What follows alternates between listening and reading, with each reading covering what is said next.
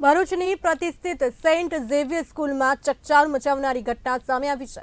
શાળાના આચાર્ય કમલેશ રાવલે ધોરણ 10ની વિદ્યાર્થીની સાથે 2 વખત અશ્લીલ હરકતો કરી દુષ્કર્મ આચરવાના આરોપમાં પોલીસે ધરપકડ કરી છે।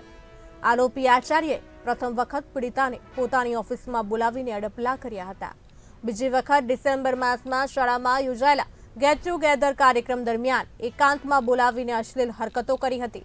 આ ઘટના બાદ ગભરાયેલી કિશોરીએ પોતાના પરિવારને જાણ કરતા મામલો પોલીસ સુધી પહોંચ્યો હતો।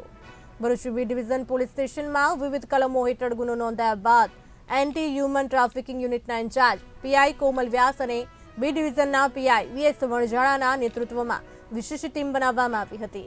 ટીમે મધ્ય અને ઉત્તર ગુજરાતમાં તપાસ હાથ ધરી હતી। 3 દિવસની સઘન શોધખોળ બાદ પોલીસે આરોપી આચાર્યની ધરપકડ કરવામાં સફળતા મેળવી છે।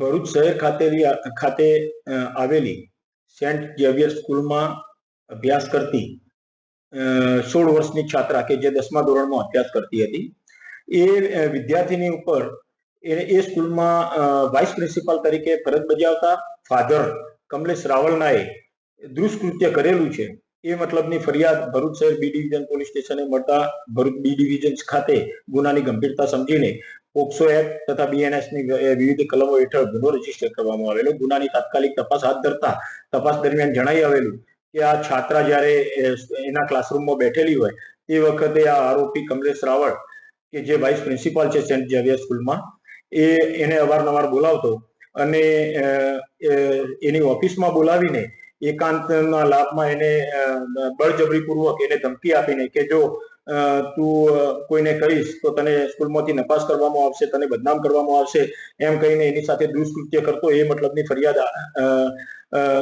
મુજબ તપાસમાં પુરાવા મળેલા અને તપાસ દરમિયાન આ આરોપી દ્વારા આ જે 16 વર્ષની વિદ્યાર્થીની છે એને વોટ્સએપ મેસેજીસ પણ બહુ ગંદી ભાષામાં કરતો હતો એવા પુરાવા મળતા આરોપીની શોધખોળ કરતા આરોપી ગઈકાલે મળી આવતા આરોપીની ગુનાના કામે ધરપકડ કરવામાં આવેલી છે।